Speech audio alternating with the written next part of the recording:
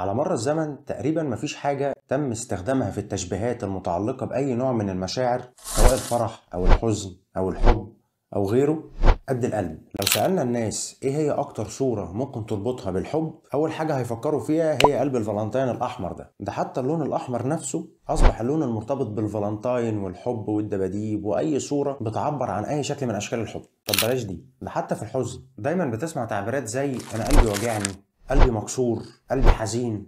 ده لدرجة إن الفنان بهاء سلطان عمل أغنية سماها الواد قلبه بيوجعه وعايز حد يدلعه. طب هل الروابط والتشبيهات دي كلها ليها فعلا صلة حقيقية بالقلب، ولا القلب مظلوم معانا وما هو إلا عضو عمال ينبض ويضخ دم، وكل الكلام اللي احنا عمالين نقوله ده بالنسبة له نوع من أنواع المحن؟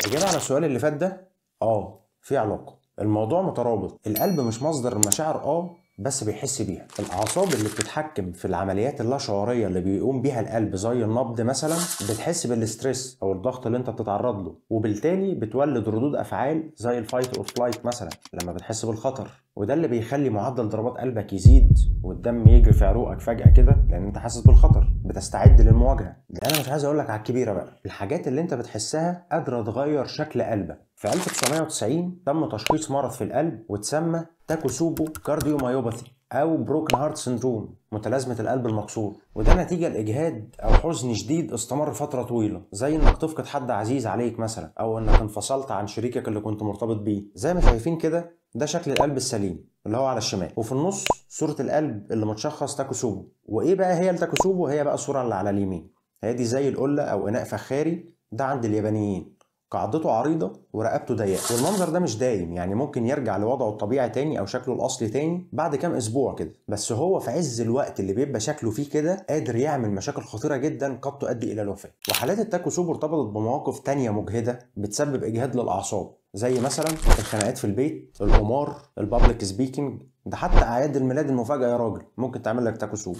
ده حتى كمان إن هو ارتبط بالاضطرابات الطبيعية اللي بتحصل، زي مثلا بعد كارثة طبيعية حصلت في 2004 في جزيرة في اليابان. الجزيرة دي اتعرضت لهزة أرضية عنيفة مات فيها حوالي 60 شخص واتصاب الآلافات. بعد الكارثة دي الأطباء والباحثين لقوا إن حالات كتيرة جدا للتاكوسوبو ارتفعت 24 مرة في الجزيرة بعد شهر من الهزة الأرضية اللي حصلت، بالمقارنة مع نفس الفترة دي السنة اللي قبلها. ده حتى المناسبات السعيدة تقدر تغير لك من شكل قلبك. طب أقول لك كمان على حاجة أكبر من الأولانية، الموضوع ده مش عند البني آدمين بس، الموضوع ده كمان عند الحيوانات. في دراسة اتعملت في 1980 اتنشرت في جريدة ساينز. جم شوية باحثين جابوا شوية أرانب ومشوهم على نظام غذائي مليان بالكوليسترول عشان يشوفوا تأثير الكوليسترول ده على الأوعية الدموية عندهم. لقوا إن شوية أرانب جالهم شوية أمراض أكتر من شوية تانيين، برغم إن هم كلهم اتعرضوا لنفس الظروف ونفس النظام الغذائي ونفس البيئة اللي كانوا عايشين فيها. فضلوا مش عارفين السبب لغايه ما طلع واحد منهم وقال لهم فكره ساذجه شويه، وهي ان يمكن طريقه التعامل الفني بتاع المعمل كانت مختلفه مع الشويه دول عن الشويه دول. وعشان يشوفوا مدى صحه الافتراضيه دي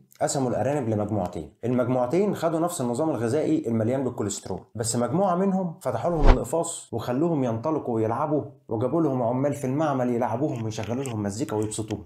والمجموعه الثانيه قفل عليهم الاقفاص وحبسوهم، وفضلت قاعده في المعمل طول فتره التجربه وحيده شريده محدش بيبص في وشها. بعد سنه بقى وهم بيشرحوا الارانب دي لقوا ان المجموعه الاولى كانت بتعاني من امراض في القلب اقل ب 60% من المجموعه الثانيه، برغم ان المجموعتين كان عندهم نفس نسبه ارتفاع الكوليسترول وضغط الدم وسرعه النبض. نرجع تاني بقى للبني ادمين ونسيبنا من الارانب شويه. في دراسه تانية اسمها لايف ستايل هارت اتنشرت في 1990 في جريده اللانست. جابوا 48 مريض بمرض القلب التاجي بشكل عشوائي، يعني ما كانوش عارفينهم، وقارنوا ما بينهم. في اللي كمل نمط حياته زي ما هو عادي، وفي منهم اللي اتبع نمط حياتي مكثف عبارة عن حمية نباتية الدهون، تمارين معتدلة الشدة، ومجموعة دعم نفسي واجتماعي، ونصايح لإدارة الإجهاد. لقوا إن نمط الحياة المكثف اللي هو بتاع المجموعة التانية قلل تقريبا 5% من شدة المرض القلبي اللي كان عندهم.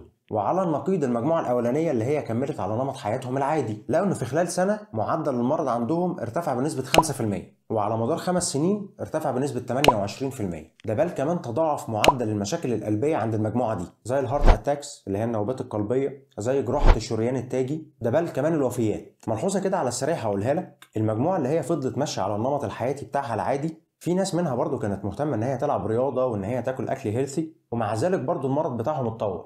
الاختلاف بس اللي كان عندهم هو الستريس مانجمنت او اداره الانفعالات، وكمان السبورت اللي كانوا بياخدوه من الناس اللي حواليهم، واللي بالمناسبه هو ده اللي ليه العامل الاكبر في صحه قلبك. كل ده بيورينا مدى اهميه كل حاجه انت بتحس بيها، وكل الاجهاد اللي ممكن تتعرض له، وكل حاجه ممكن تفرحك او تضايقك، واي حاجه ليها علاقه بنفسيتك زي ما هي ممكن تحمي قلبك زي ما هي ممكن تكسر قلبك، حرفيا مش مجازيا. الاطباء والعلماء اللي مهتمين بالموضوع ده بيقولوا جمله خطيره جدا، بيقولوا The emotional heart intersects with its biological counterpart in surprising and mysterious ways. يعني القلب العاطفي بيتداخل مع قرينه المادي بطرق غامضة وغير معروفة.